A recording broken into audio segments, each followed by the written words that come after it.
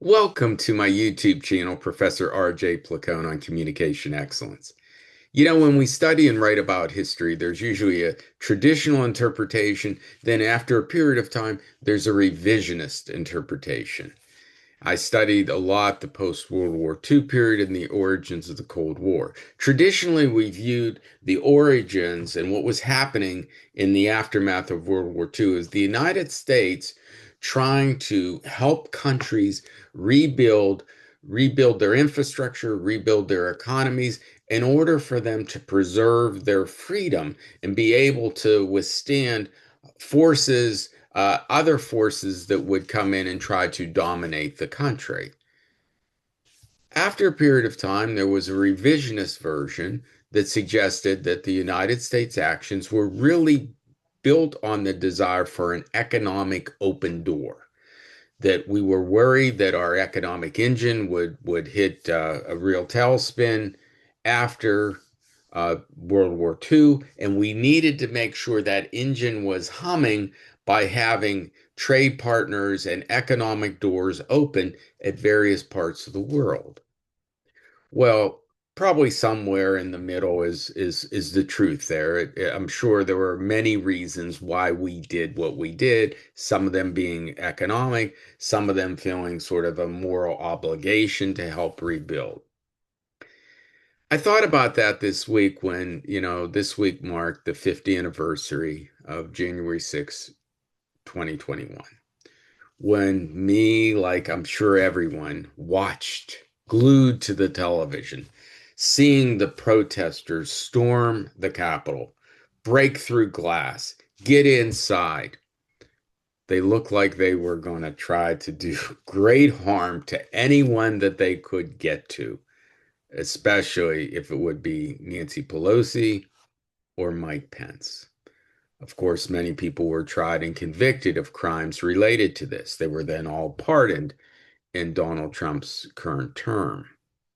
But what strikes me is the revisionism going on, the things that are being said. And now we have a website from the White House that talks about the events of January 6th, 2021. That being, there were a lot of peaceful protesters, and their behavior and their aggressiveness was really spurred on by the officers. They caused the escalation. So the police officers themselves were the ones who really made this to be what it was. And it was the Democrats and their responsibility for not trying to accept help to prevent, to preserve the peace. And it was Mike Pence's fault because he didn't stand up for what was being claimed as an illegitimate election. So all these people are to blame for the actions of these peaceful protesters. I don't know. That's not what I saw that day. I saw very angry folks that, yeah, they had in their mind that somehow this election was stolen from them. And we know through every court case, this is one of the cleanest elections that we have ever had in this country. Yet that is not what they believed. And they were acting on their belief, and they were trying in their minds to save the country from itself. But this was not a peaceful kumbaya group. They weren't looking for a group hug with Nancy Pelosi and Mike Pence. Donald Trump wasn't the savior as he's depicted on the website, and the person that righted the wrong of the injustice to convict these folks. These were people that were trying to take matters into their own hands and were trying to prevent the certification of a legitimate election. That's what I saw. Is that what you saw?